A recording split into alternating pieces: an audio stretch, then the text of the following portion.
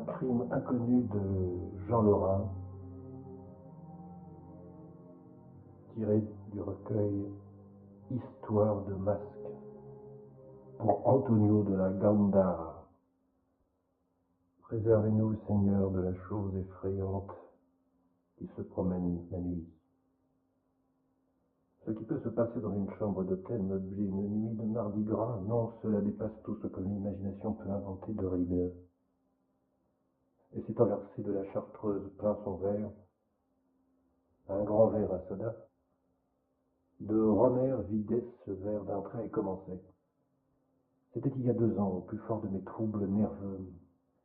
J'étais guéri de l'éther, mais non des phénomènes morbides qui l'engendrent. Troubles de l'ouïe, troubles de la vue, angoisse nocturne et cauchemar. Le sulfanol et le bromure avaient déjà eu raison de pas mal de ces troubles, mais les angoisses néanmoins persistaient. Elles persistaient surtout dans l'appartement que j'avais si longtemps habité avec elle, rue Saint-Guillaume, de l'autre côté de l'eau, et où sa présence semblait avoir imprégné les murailles et les tentures de je ne sais quel délétère envoûtement. Partout ailleurs, mon sommeil était régulier, mes nuits calmes, mais à peine avais-je franchi le seuil de cet appartement que l'indéfinissable malaise des anciens jours corrompait l'atmosphère ambiante autour de moi. D'irraisonnée terreur me glaçait et m'étouffait tour à tour. C'étaient des ombres bizarres, se tassant hostilement dans les angles, d'équivoques plis dans les rideaux, et les portières tout à coup animées de je ne sais quelle vie effrayante et sombre. La nuit, cela devenait abominable, une chose horrible et mystérieuse habitait avec moi dans cet appartement, une chose invisible, mais que je devinais accroupie dans l'ombre et me guettant, une chose ennemie, dont je sentais parfois le souffle passer sur mon visage et presque à mes côtés, l'innommable frôlement. C'était une sensation affreuse, messieurs, et s'il me fallait revivre dans ce cauchemar, je crois que j'aimerais mieux. Mais passons. Donc j'en étais arrivé à ne plus pouvoir dormir dans mon appartement, à ne plus pouvoir même l'habiter. Ayant encore, pour une année de bail, j'avais pris le parti d'aller loger à l'hôtel. Je ne pouvais toutefois m'y tenir en place, quittant le Continental pour l'hôtel du Louvre, et l'hôtel du Louvre pour d'autres plus infimes, dévoré d'une tracassante manie de locomotion et de changement. Comment, après 8 jours passés au terminus, dans tout le confort désirable, avais-je été amené à descendre dans ce médiocre hôtel de la rue d'Amsterdam, hôtel de Normandie, de Brest ou de Rouen, comme ils s'intitulent tous aux abords de la rue de la gare Saint-Lazare. Était-ce le mouvement incessant des arrivées et des départs qui m'avait séduit, fixé là plutôt qu'ailleurs? Je ne saurais dire. Ma chambre, une vaste chambre, éclairée de 2 fenêtres et située au second, donnait justement sur la cour d'arrivée de la place du Havre. J'y étais installé depuis 3 jours, depuis le samedi gras, et je m'y trouvais fort bien. C'était, je le répète, un hôtel de 3e ordre, mais de fort honnête apparence, hôtel de voyageurs et de provinciaux, moins dépaysés dans le voisinage de leur gare que dans le centre de la ville, un hôtel bourgeois, d'un soir à l'autre vide, et pourtant toujours plein. D'ailleurs, peu m'importaient les visages rencontrés par l'escalier et les couloirs. C'était là le moindre de mes soucis. Et cependant, en entrant ce soir-là, vers les 6 heures, dans le bureau de l'hôtel pour y prendre ma clé, je dînais en ville et rentrais me changer. Je ne pouvais m'empêcher de regarder plus curieusement qu'il n'eût fallu les 2 voyageurs qui s'y trouvaient. Ils venaient d'arriver. Un nécessaire de voyage en cuir noir était posé à leurs pieds, et debout devant le bureau du gérant, ils discutaient le prix des chambres. C'est pour une nuit, insistait le plus grand des 2, qui paraissait aussi le plus âgé. Nous repartons demain. La première chambre venue fera l'affaire. À un lit ou à 2 lits? Demandait le gérant. Oh, pour ce que nous dormirons, nous nous coucherons à peine. Nous venons pour un bal costumé. Donné à 2 lits, intervenait le plus jeune. Bon, une chambre à 2 lits. Vous avez cela, Eugène? Et le gérant interpellait un des garçons qui venait d'entrer. Et après quelques pourparlers, mettez ces messieurs au 13, au second, vous serez très bien là, la chambre est grande. Ces messieurs montent. Et sur un signe que non des 2 étrangers, ces messieurs dînent, nous avons la table d'hôte. Non, nous dînons dehors, répondait le plus grand. Nous rentrerons vers 11 heures, nous costumés, qu'on monte la valise. Et du feu dans la chambre? Demandait le garçon. Oui, du feu pour 11 heures. Ils avaient déjà les talons tournés. Je m'aperçus alors que j'étais resté là béant, mon bougeoir allumé à la main, à les examiner. Je rougissais comme un enfant pris en faute et montai vite à ma chambre. Le garçon était en train de faire les lits de la chambre à côté.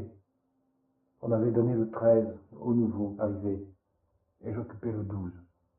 Nos chambres étaient donc contiguës. Cela ne laissait pas de m'intriguer.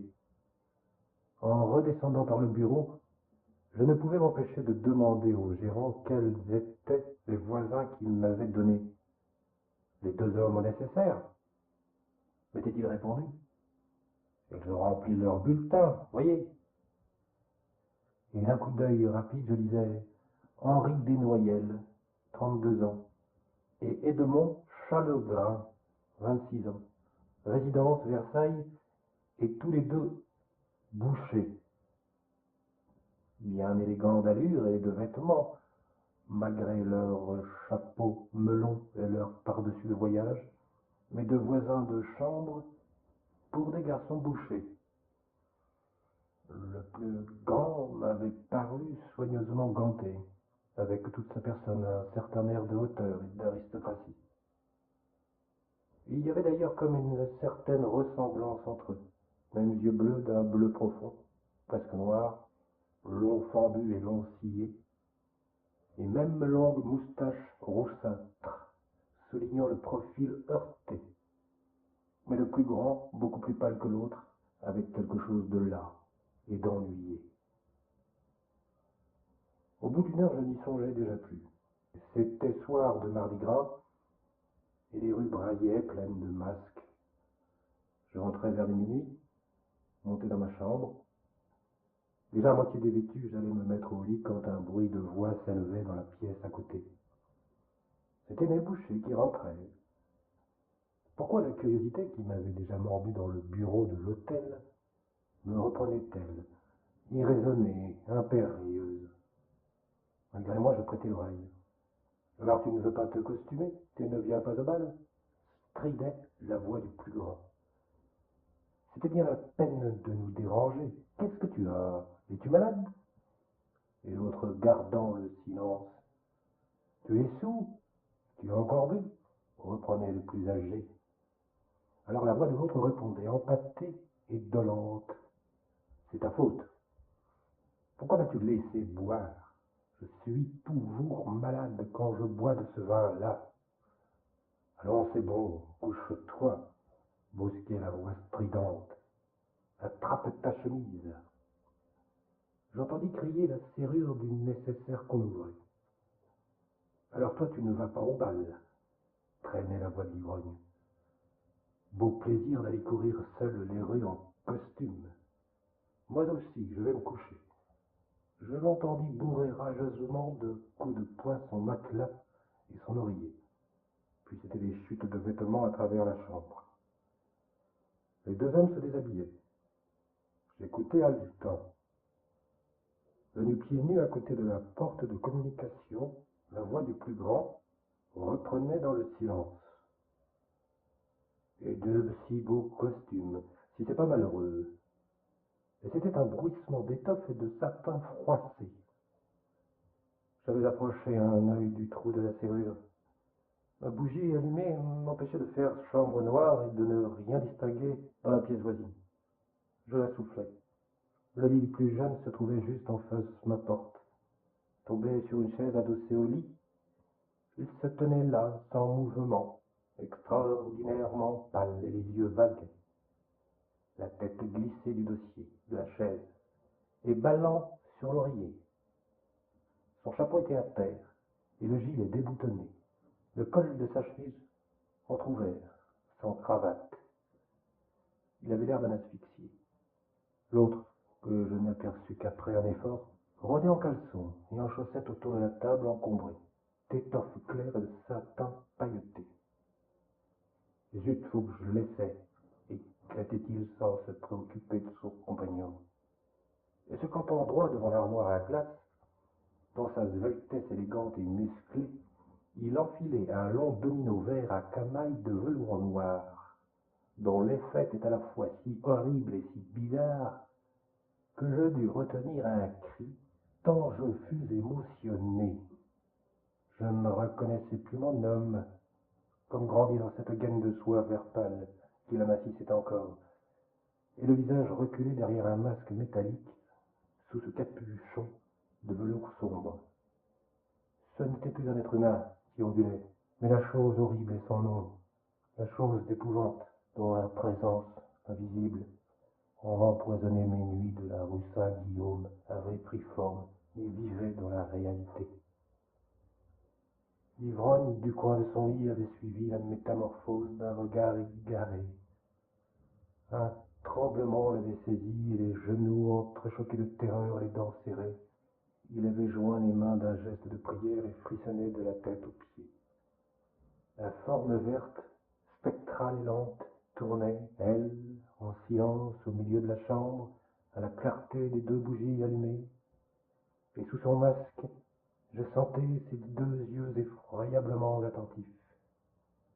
Elle finissait par aller se camper droit devant l'autre, et les bras croisés sur ma poitrine, elle échangeait avec lui sous le masque un indicible et complice regard. Et voilà que l'autre, comme pris de folie, s'écroulait sur sa chaise, se couchait à plat ventre sur le parquet, et cherchant à étreindre la robe entre ses bras, il roulait sa tête dans les plis, balbutiant d'inintelligibles paroles, l'écume aux dents et les yeux révulsés. Quel mystère pouvait-il exister entre ces deux hommes? L'irréparable passé venait d'évoquer aux yeux de ce fou cette robe de spectre et ce masque glacé. Oh, cette pâleur et ces mains tendues de supplicié, se traînant en extase dans les plis déroulés d'une robe de larve. Oh, cette scène du sabbat dans le décor banal d'une chambre meublée.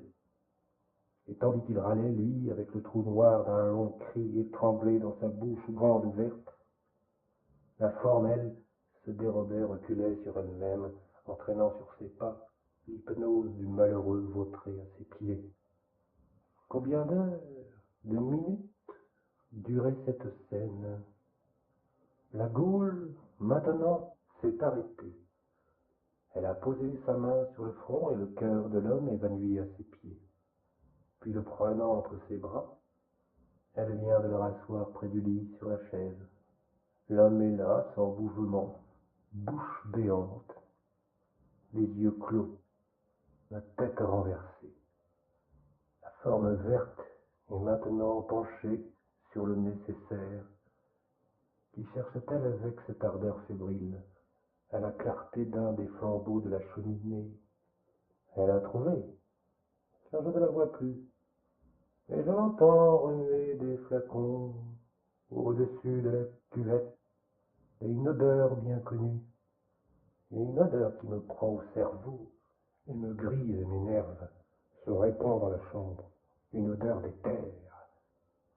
La forme verte reparaît, se dirige à pas lents, toujours muette, vers l'homme épanoui. Que porte-t-elle avec tant de précaution dans ses mains? Horreur, c'est un masque de verre, un masque hermétique sans yeux et sans bouche. Et ce masque est rempli jusqu'au bord d'éther, de liquide poison. Le voici qui se penche sur l'être là, sans défense. Offert, inanimé, lui applique le masque sur la face. Lie-nous solidement avec un foulard rouge et comme un rire lui secoue les épaules, sous son capuchon de velours sombre, qui ne parlera plus de toi, m'a-t-il semblé l'entendre murmurer. Le garçon de bouche maintenant se déshabille, vague en caleçon à travers la chambre, son affreuse robe ôtée.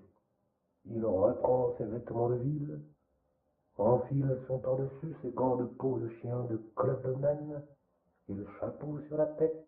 Il range en silence, un peu fiévreusement peut-être, les deux costumes de mascarade, et ses flacons dans le nécessaire, au fermoir nickelé. Il allume un Londres, prend la valise, son parapluie, ouvre la porte et sort. Et je n'ai pas poussé un cri, je n'ai pas sonné, je n'ai pas appelé. Et tu avais rêvé comme toujours, dis-je de Jacquel à de Romer. Oui, j'avais si bien rêvé qu'il y a aujourd'hui à Villejuif, à l'asile des fous, un hétéromane incurable, dont on n'a jamais pu établir l'identité. Consultez plutôt son livre d'entrée. Trouvé le mercredi 10 mars, à l'hôtel de rue d'Amsterdam.